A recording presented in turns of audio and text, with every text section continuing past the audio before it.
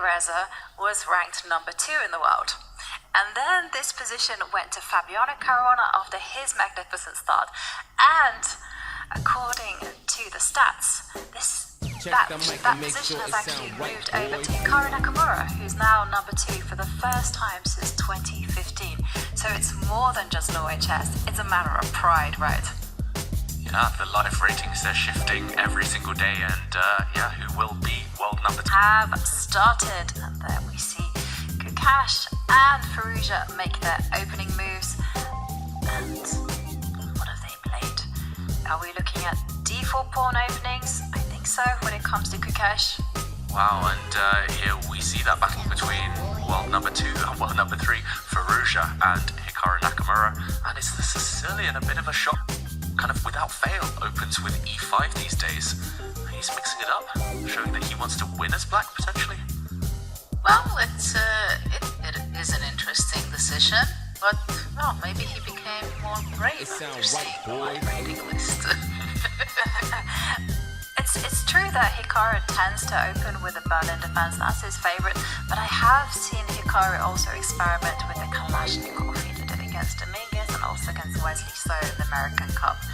Will we see the same? No, it's going to be a Rossa Emo. Alireza keeping the position close. What are we going to see from Alireza? Is he going to capture the knight? Is he going to castle? What do we think?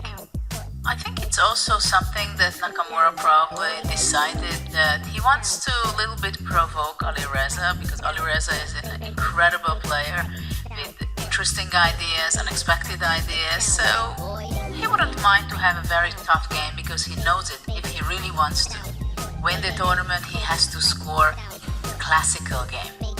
So he has to win, and he wants to give a chance. Of course, he knows it that it's going to be a huge battle, but he just doesn't want to go to the extreme solid things. And on the subject of Hikaru, he actually, before playing this game, had a chat with our reporter Sverre. So let's hear what Hikaru had to say. We see Hikaru giving his thoughts surrounded by children.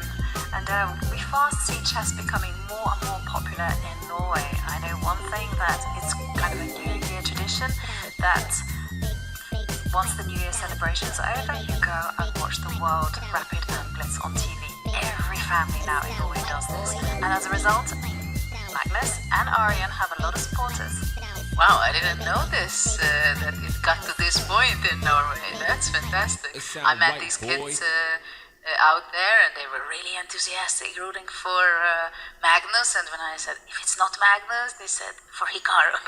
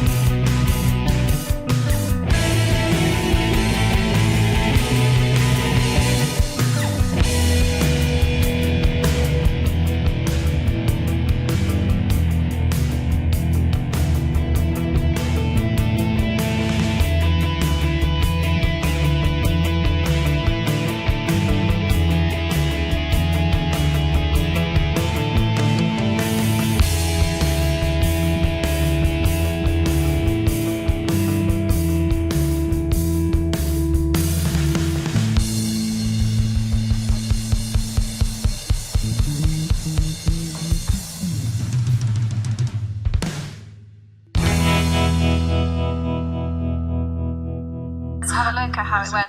Okay, so this is the current position. It's bishops against knights. I mentioned that the black bishop wanted to reach d6. I'm very happy if I'm Hikaru here.